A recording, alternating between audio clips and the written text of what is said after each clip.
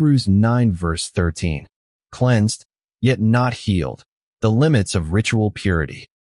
For if the blood of goats and bulls, with the sprinkling of the ashes of a heifer, sanctifies those who have been defiled, so that their flesh is purified.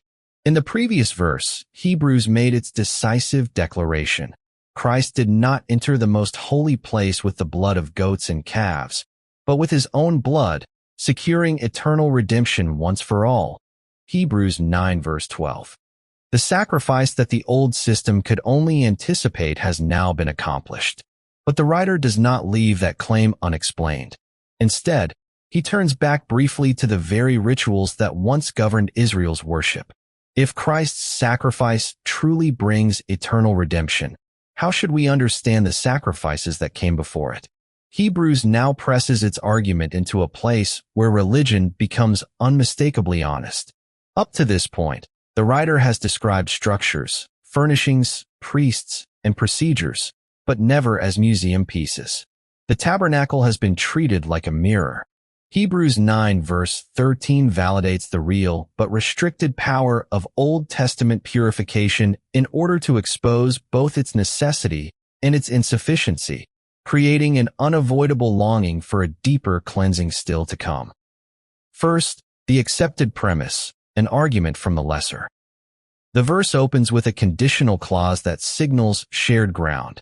Agar, for if. This is not a challenge, it is an assumption. The writer is reasoning a minori ad majus, from the lesser to the greater. He begins with what his readers already accept as true. The verbs are strikingly direct. The blood of bulls and goats, hagiadze, it sanctifies. Thayer is careful here. In ceremonial contexts, the verb does not imply inward renewal or moral transformation, but legal setting apart. Kittel traces this usage through Israel's cultus, where sanctification often denotes restoration to a permissible status within the community of worship. Hebrews does not dismiss this. It affirms it. These rites were not psychological aids or cultural relics. They functioned because God commanded them. When blood was applied as prescribed, defilement was removed as defined. The worshiper was restored. Access was granted.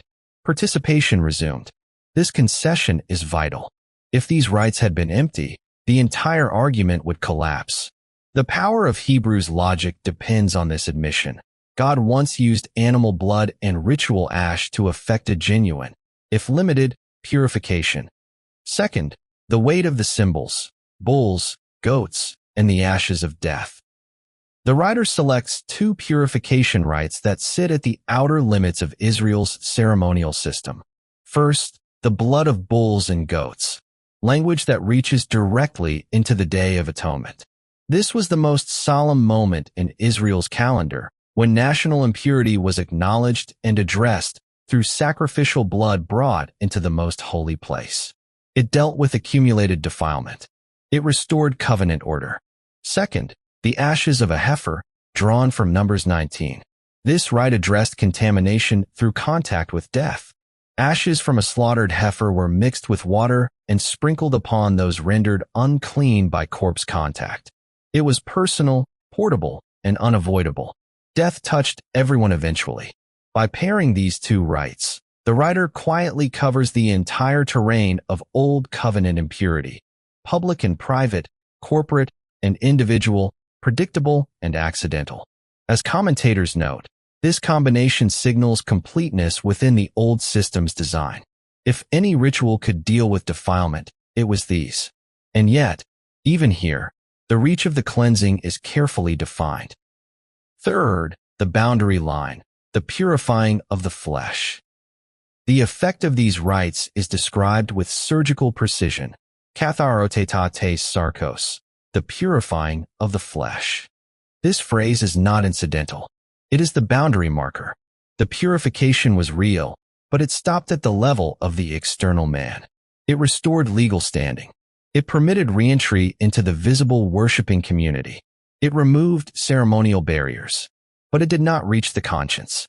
Calvin's insight here is pastoral and exact. Repetition and externality were not flaws in God's design. They were part of God's instruction. The old rites were never meant to heal the inner fracture. They were meant to teach Israel where the fracture lay. They could wash the skin, but not quiet the soul. They could reopen the courtyard, but not settle the heart before God. The writer of Hebrews is not critiquing sincerity or obedience. He is identifying structural limitation. These were carnal ordinances, regulations that dealt with embodied, visible defilement in a worldly sanctuary. They restored fitness, not freedom. Participation, not peace. That distinction matters more than we often realize. Reflections for today. It is possible, deeply possible, to live a life that is spiritually functional and inwardly unsettled. To be restored outwardly, yet remain unresolved within. To participate fully while still feeling unclean. Hebrews 9 verse 13 speaks directly to that condition. Many modern believers no longer think in categories of ritual impurity, but we have not outgrown the instinct behind it. We still look for ways to manage defilement without facing guilt. We substitute routine for reconciliation, activity for assurance, momentum for peace. The forms have changed, the impulse has not. We learn how to remain acceptable, visible, reliable, engaged, while the conscience keeps its private record. We stay busy because stillness would require honesty. We stay useful because usefulness feels like worth. These strategies work, after a fashion. They restore function. They keep us in the room. But they do not heal. Hebrews presses gently but firmly here. A clean exterior is not the same as a settled heart. A restored role is not the same as restored fellowship. A life that looks holy can still be lived at a distance from God, sustained by habit rather than trust. And this is where the edge sharpens. The danger is not merely hypocrisy, it is delay. As long as external cleansing feels sufficient, deeper cleansing is postponed. As long as the flesh is purified, the conscience is left untouched. As long as religion works, redemption is not sought. Hebrews will not let that stand. Conclusion. Hebrews 9 verse 13 grants more than we often expect. It affirms that God once used blood and ash to effect real purification. It insists that the old covenant rites were neither empty nor misguided. They restored what they were designed to restore. But the verse also draws a line that cannot be crossed by ritual alone. The flesh may be purified. The conscience remains waiting. And that unresolved tension is not a failure of the text. It is its purpose. If God once appointed a cleansing that worked only on the surface, what would it take to cleanse what lies beneath? Amen.